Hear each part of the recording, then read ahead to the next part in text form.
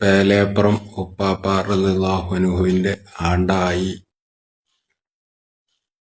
അപ്പോ ആ മഹാനിൽ നേരിട്ട് അനുഭവങ്ങളുള്ള 2 കറാമത്ത് കൂടുതലുണ്ട്, 2 അതിലൊന്ന് പൊറോമ്പറത്തുനിന്ന് ഞങ്ങൾ 4-5 ആള് കൂടി മൂപ്പരെ കാണാൻ വേണ്ടി പോയി. സലാം പറഞ്ഞു മുസാഫാത്ത് ചെയ്ത് തിണ്ടത്ത് കുത്തിരുന്നു. അപ്പൊ സംസാരത്തിന്റെ ഇടയിൽ തുണക്കാര് മൂപ്പരെ ഫോട്ടോകൾ എടുക്കൽ തുടങ്ങി. പക്ഷെ കിട്ടണില്ല. അവിടെ വെള്ളക്കളർ മാത്രം. അത് തിരിച്ചു കുടിച്ച് ഞങ്ങളെടുത്താ കിട്ടും, മൂപ്പരെടുത്താ കിട്ടൂല.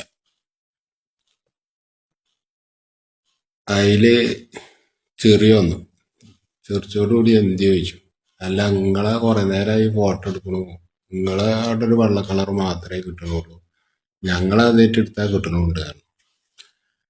അപ്പൊ പിന്നെ എടുത്തു, അതില് പതിഞ്ഞു.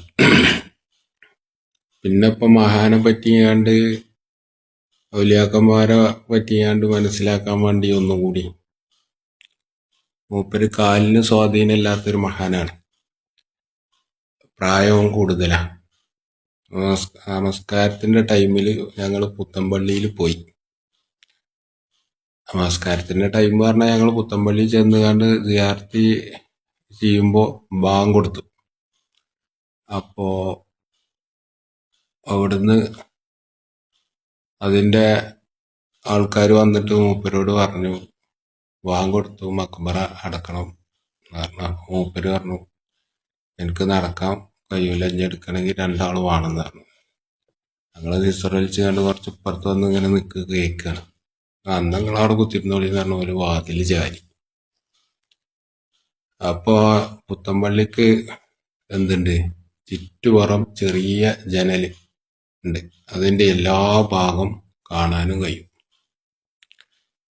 അപ്പൊ ജനലിന്റെ ഉള്ളിൽ നോക്കിയപ്പോ ഇയാള് അതായത് നമ്മളെ പാപ്പ ഇരിക്കുന്ന സ്ഥലം നമുക്ക് നിശ്ചയുണ്ട്. ആദ്യം തന്നെ അവിടെ നോക്കുമ്പോ ആളെ കാണാനില്ല.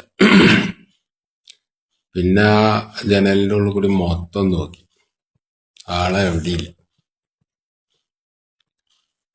പിന്നെ സലാം വീട്ടിൽ അവിടെ പോയി നിസ്കരിച്ച്, ഞാൻ അവിടെ പോയി നിസ്കരിച്ചുകൊണ്ട് തിരിച്ചു വന്ന് നോക്കുമ്പോ ആ ഇരുന്നീല സ്ഥലത്ത് മൂപ്പരുണ്ട്. അതാണ് പേലേപ്പുറം ഉപ്പാപ്പ റളിയല്ലാഹു അൻഹുവിന്റെ. അങ്ങനെ ഒരുപാട് നേരിട്ട് അനുഭവങ്ങൾ, ഒരുപാട് കറാമത്ത് കാട്ടിയ മഹാനാണ്.